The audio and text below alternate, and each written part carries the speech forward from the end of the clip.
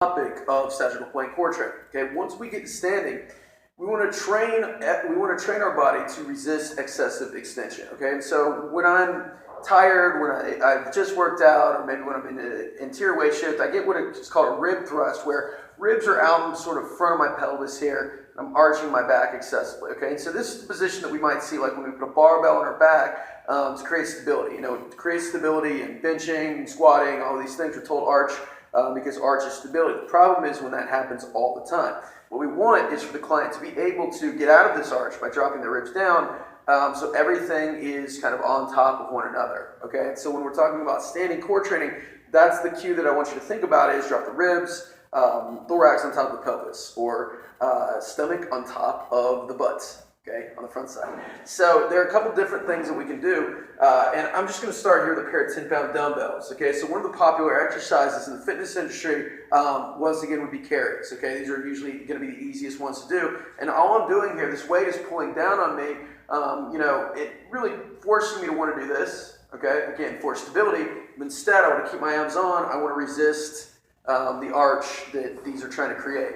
You know, from here we can go to the the front rack position. Don't like this so much with dumbbells, but we can kind of like hold them on our shoulders here. We can hold them overhead as well. This is going to be the hardest position, obviously.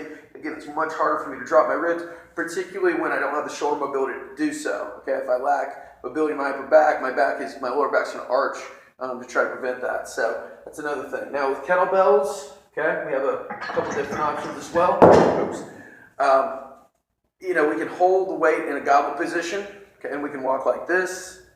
Certainly we can squat from this position. Okay, we can also lunge from this position. As with every other exercise, I can certainly hold the kettlebell overhead. Okay, that's going to make it a lot harder. Same rules apply. Drop the ribs. And finally, last but not least, we have our own for the barbell. Okay, barbell again is one of those things that I think is overused, not for core training, but overhead squats and boot camps and CrossFits and that kind of thing. They're useful, but again, sometimes that we can still do them without proper formula. Sometimes they cause more harm than good. One thing that I do like are overhead barbell walks where I'm dropping my ribs. And I'm either walking with them or I'm just holding here and learning to remain stable. Really the ultimate progression would be to go to an overhead squat. Okay, so overhead squat, ultimately, I want to be able to sit back and kind of stay nice and straight. For me, I can't come all the way down. So what I like to do, especially with clients that can't do that, is I'll put a chair here, okay, just something that they can drop down to. As they get better, I can move farther down. But those are some ideas for anti-extension standing anterior core training.